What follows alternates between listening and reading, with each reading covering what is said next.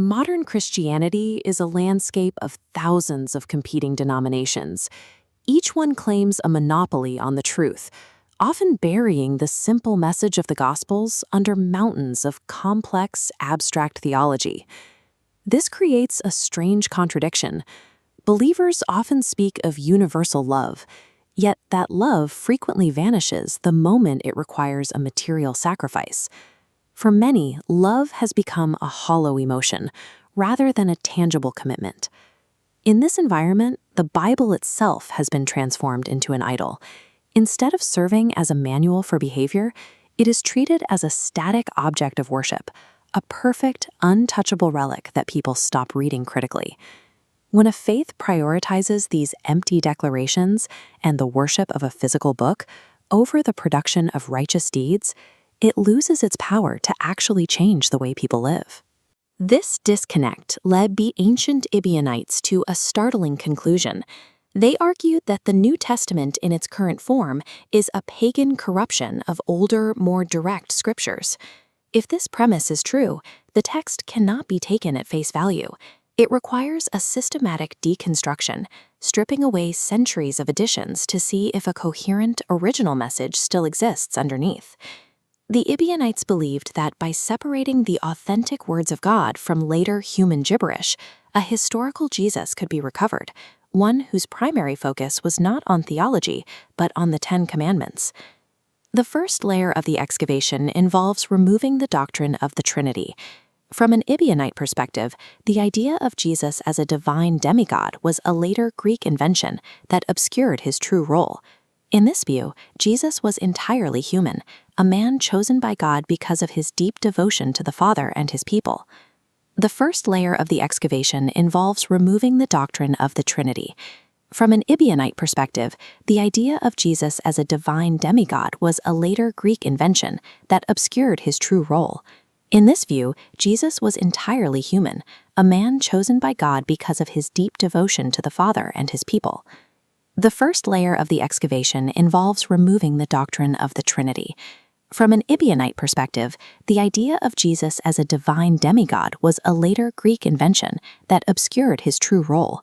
In this view, Jesus was entirely human, a man chosen by God because of his deep devotion to the Father and his people. Other traditional elements are discarded as well: the virgin birth narratives and the complex writings of Paul, and the elevation of figures like Mary. These are seen as theological filters that distance the believer from the original message. The doctrine of eternal hellfire is also removed. The Ebionites argued that a benevolent creator would not act as a monster by torturing people forever. They saw biblical mentions of eternal fire as emphatic symbols rather than literal descriptions of a burning pit. By removing these supernatural myths, the focus shifts. Religion is no longer about relying on divine magic for salvation. It becomes a matter of personal accountability for every action taken. To understand the historical Jesus, we have to look at the strictly monotheistic Judean society he lived in. His words were originally spoken to a national brotherhood, a community meant to model justice and mutual support. This context changes everything. Turn the other cheek wasn't an instruction to submit to a random criminal. It was a rule for brothers within that community to resolve their own disputes without resorting to violence. Similarly, his teachings on lust and poverty were practical. Lust referred specifically to coveting the wife of a fellow brother. His blessings for the poor were promises made to his disciples, who had sacrificed their social standing to follow his lead. Viewed this way, the Gospels function as a legal and social code for a tight-knit group. Reading them through a modern, individualistic lens completely changes their meaning. At the bottom of this excavation, we find the bedrock of the faith, the original 10 Commandments. These laws were the center of Jesus' world and the basis for his every instruction. These laws boil down to 3 active principles: justice, doing what is right; mercy, active compassion; and faithfulness, keeping promises. These pillars define the covenant between the people and the Father, a direct relationship requiring no complex hierarchy. Devotion in this system is measurable. It isn't found in a person's faith as an abstract feeling, but in their lifelong adherence to these 3 active principles. This creates a clear standard for today. A tree is known by its fruit. While modern theology suggests belief alone saves a person, the historical record suggests humans are judged by their deeds. This is applied in the small details of life. It means paying your debts, acting with integrity, and moving yourself away from the center of your own universe to consider the needs of others.